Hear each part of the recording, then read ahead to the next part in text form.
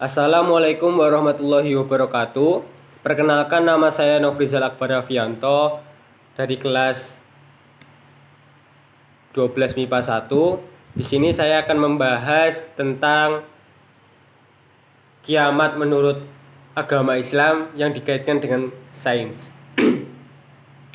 Ketika mendengar kata sains, maka yang terbenak di pikiran kita seperti ilmu pengetahuan. Di dalam agama Islam, bumi yang kita singgahi ini nantinya akan mengalami kiamat. Kiamat diartikan sebagai hari akhir yang juga disebut dengan istilah Yaumul Qiyamah, Yaumul Hisab, dan sebagainya. Kiamat secara istilah diartikan sebagai kehancuran alam semesta dan segala kehidupan di muka bumi. Dibangkitkannya orang yang sudah mati, kemudian dihisab amal-amalnya. Tidak seorang pun yang tahu mengenai hari kiamat akan terjadi. Hanya Allah Subhanahu wa Ta'ala sajalah yang mengetahuinya. Kiamat sendiri disebutkan dalam berbagai surat di Al-Quran dan dikhususkan dalam sebuah surat, yakni surat Al-Qari'ah. Adapun beberapa dalil tentang hari kiamat, di antaranya Quran surat Az-Zumar ayat 38 yang artinya, dan ditiuplah sangkakala, maka matilah siapa yang di langit dan di bumi kecuali siapa yang dikehendaki Allah. Kemudian ditiup sangkakala itu sekali lagi, maka tiba-tiba mereka berdiri menunggu putusannya masing-masing. Dalil yang kedua, Quran surat Al-Qari'ah ayat 1-11. Hari kiamat. Apakah hari kiamat itu? Tahukah kamu apa hari kiamat itu? Pada hari itu manusia seperti anai-anai yang bertebaran, dan gunung-gunung seperti bulu yang dihambur-hamburkan. Dan adapun orang yang berat timbangannya, kebaikannya, maka dia berada dalam kehidupan yang memuaskan. Dan adapun orang-orang yang ringan timbangannya atau kebaikannya, maka tempat kembalinya adalah neraka Hawiyah. Dan tahukah kamu apakah neraka Hawiyah itu? Yaitu api yang sangat panas. Suhu tinggi itu akan menguapkan semua air di laut, sungai, dan danau. Akibatnya suhu tinggi tersebut membunuh segala bentuk kehidupan di bumi. Sistem tata surya kita yang sekarang menurut para ahli, dengan satu matahari dan 9 planet yang beredar di sekelilingnya, termasuk bumi, tercipta kira-kira 4,5 miliar tahun yang lalu. Hasil penelitian terhadap sistem tata surya lain menunjukkan biasanya matahari atau bintang memiliki usia 12 miliar tahun. Itu artinya matahari yang kita lihat tiap hari sudah hampir mencapai separuh masa hidupnya.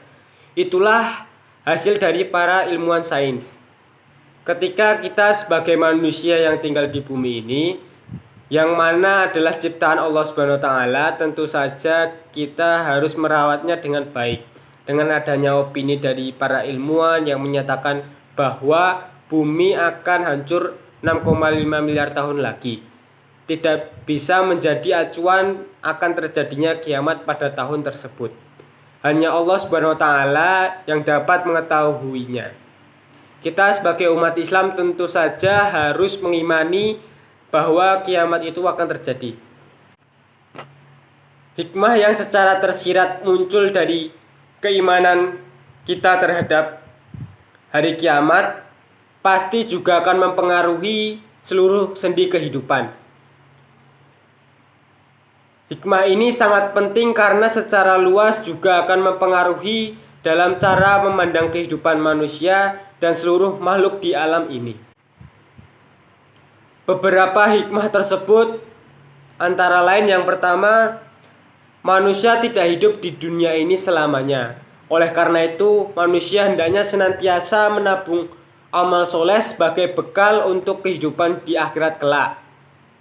Yang kedua, manusia tidak boleh berlaku sewenang-wenang selama hidup di dunia, karena segala amal perbuatan pasti akan mendapat balasannya di akhirat kelak tanpa terkecuali.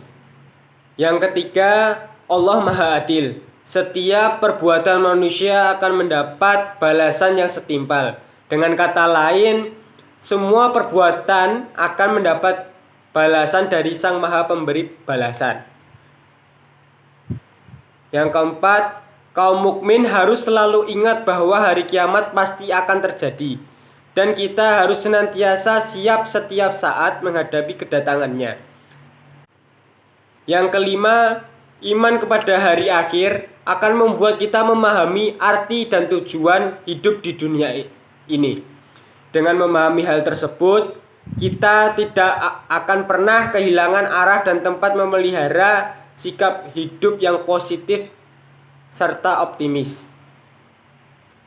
Yang keenam, dengan beriman kepada hari akhir, kita bisa menerima segala ketentuan Allah dengan ikhlas. Allah tidak pernah menciptakan segala sesuatu dengan sia-sia. Oleh karena itu, kita harus yakin bahwa setiap manusia memiliki misi dan tujuan dalam kehidupannya, serta akan mendapat ganjaran atas usahanya tersebut. Sekian dari saya, kurang lebihnya mohon maaf. Wassalamualaikum warahmatullahi wabarakatuh.